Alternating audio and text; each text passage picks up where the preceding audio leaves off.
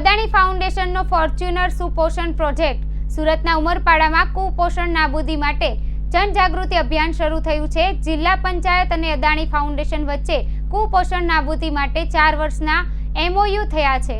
Adani foundation સંચાલિત Fortune સુપોષણ project Surat જિલ્લાના છેવાડાના આદિવાસી તાલુકા ઉમરપાડામાં લોન્ચ કરવામાં આવ્યો છે। સુપોષણ પ્રોજેક્ટનો હેતુ 0 થી 5 વર્ષના બાળકો, કિશોરીઓ, સગર્ભાઓ અને ધાત્રીઓમાં કુપોષણ તેમજ એનિમિયા જેવી બીમારીઓને નાબૂદ કરવાનો છે।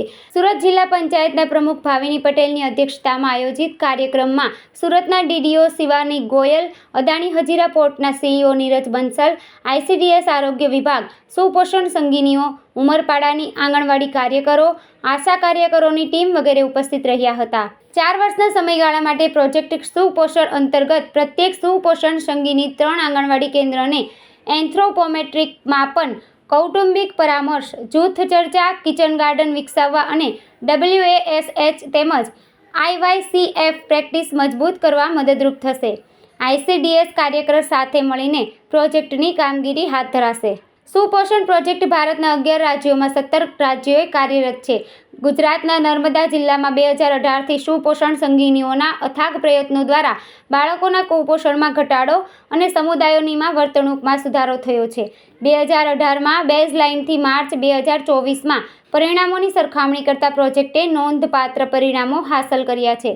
અસરકારક પોષણ શિક્ષણ અને પ્રથાઓ દર્શાવતા ઉચ્ચ IFA ટેબ્લેટ લેવાથી માતાઓના સ્વાસ્થ્યમાં પણ નોંધપાત્ર સુધારો થયો છે। અદાણી ફાઉન્ડેશનના અધ્યક્ષ ડોક્ટર પ્રીતિ અદાણી અને અદાણી વિલ્મરના CEOને સંદેશ અને પ્રોજેક્ટની માહિતી અદાણી ફાઉન્ડેશનમાં આરોગ્ય અને પોષણ વિભાગના વડા વિવેક યાદવે આપી હતી।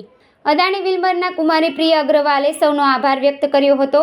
કાર્યક્રમમાં અદાણી સમૂહ, જિલ્લા પંચાયતના પદાધિકારીઓ, અધિકારીઓએ, ICDCS આંગણવાડીના કાર્યકરો અને સુપોષણ સંગીની હાજર રહ્યા હતા। हर्षद महायवंशी रिपोर्ट आज़ाद न्यूज़। गण ICDS विभाग, स्वास्थ्य विभाग से उपस्थित थे। ये प्रोग्राम जो है लॉन्च कार्यक्रम था हमारे प्रोजेक्ट सुपोषण का। प्रोजेक्ट सुपोषण एक बहुआयामी प्रोजेक्ट है जो कुपोषण और अनीमिया को कम करने की दिशा में कार्यरत है। इस कार्यक्रम के तहत हम आंगनवाड़ी कार्यकर्ताओं को, आशा वर्कर को और कुपोषित बच्चों जैसे समस्याओं को हम चिन्हित करते हैं और बच्चों को NRC तक पहुंचाते हैं।